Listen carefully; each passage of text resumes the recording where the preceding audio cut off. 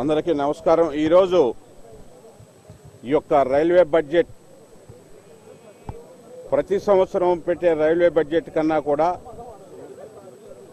మరి సురేష్ ప్రభు గారు తనకున్న అపారమైన అనుభవాన్ని దృష్టిలో పెట్టుకుని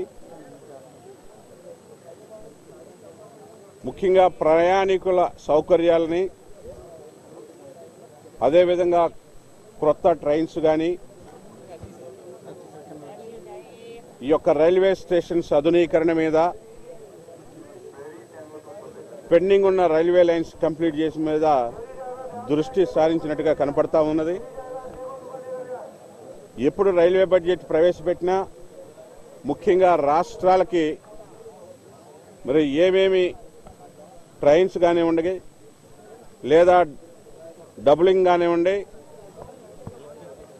ఎలక్ట్రిఫికేషన్ కానివ్వండి, అదేవిధంగా క్రొత్త ట్రైన్స్ ఏమేమి అడిగాము, ఏమేమి ఇవాళ బడ్జెట్లో మరి ప్రవేశపెట్టారనేది జనరల్గా చర్చ జరుగుతుంటుంది. కానీ ఈవేళ క్రొత్తదనంగా ఏమేమి చేయబోతున్నామో తర్వాత టేబుల్ చేస్తామని కూడా చెప్పడం జరిగింది. కాబట్టి పూర్తిగా రైల్వే బడ్జెట్ చదివిన తర్వాత మన రాష్ట్రానికి మనం ఏం అడిగాము, వాళ్ళు ఏమి ఇవ్వనున్నారు అనే దాని మీద చెప్పడం జరుగుతుంది.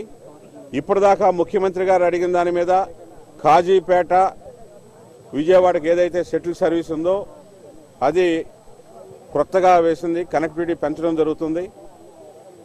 ముఖ్యంగా ఎవరు రైల్వే మంత్రి అయినా కానీ గత చరిత్ర తీసుకుంటే ఎప్పుడో 1999 నుంచి కూడా కాకినాడ, పిఠాపురం కానీ, నర్సాపూర్ కానివ్వండి, లేదా నిజాముద్దీన్, ఇలాంటి లైన్ అన్నీ కూడా పెండింగ్ ఉన్నాయి. ఒక్కొక్క కోటి రూపాయలు లేకపోతే 2 కోట్ల రూపాయలు బడ్జెట్లో ప్రవేశపెడితే మనకి న్యాయం జరగదు. సౌత్ సెంట్రల్ రైల్వే ముఖ్యంగా మంచి ఆదాయం వచ్చే మన జోను,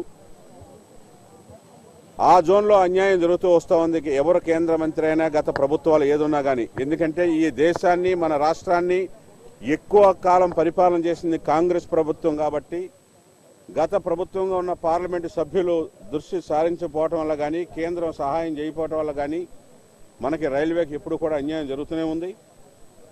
ఈసారి న్యాయం జరుగుతుందని నమ్ముతా ఉన్నాము. ఇప్పటి వరకు దాని మీద ఏ విధంగా ఉండబోతున్నాయి అనేది పూర్తిగా పాఠాన్ని చదివిన తర్వాత మీ ద్వారా రాష్ట్ర ప్రజలకు తెలియజెప్తాం.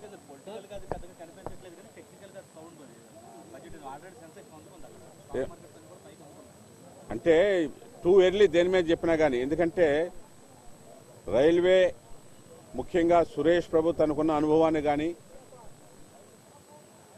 రైల్వే బడ్జెట్ వాళ్ళకున్న వనరులు కానీ, ముఖ్యంగా క్రొత్త పాలసీ తీసుకొచ్చింది ఏమిటంటే రాష్ట్ర ప్రభుత్వం, కేంద్ర ప్రభుత్వం కలిసి స్పెషల్ పర్పస్ వెహికల్ అని పెట్టి తద్వారా ఆధునీకరణ కానీ, పీపీఏ ప్రైవేట్ పార్ట్నర్షిప్ మీద కానీ రైల్వే స్టేషన్స్ అన్నీ కూడా ఆధునీకరణ చేయాలని, ఆదాయాన్ని పెంచుకునే మార్గాలు కూడా అన్వేషించే విధంగా వారు ఆలోచన చేస్తున్నారు. కాబట్టి దాని ద్వారా ఏ విధంగా మన రాష్ట్రానికి న్యాయం జరుగుతుంది, ముఖ్యంగా ప్రయాణికులకు వసతి, సెక్యూరిటీ విషయంలో కూడా దృష్టి సారించాలి. కాబట్టి దానికి ఏ మేరకు ఉపయోగపడుతుందో మనం చూడవలసిన అవసరం ఉంటుంది. Thank you.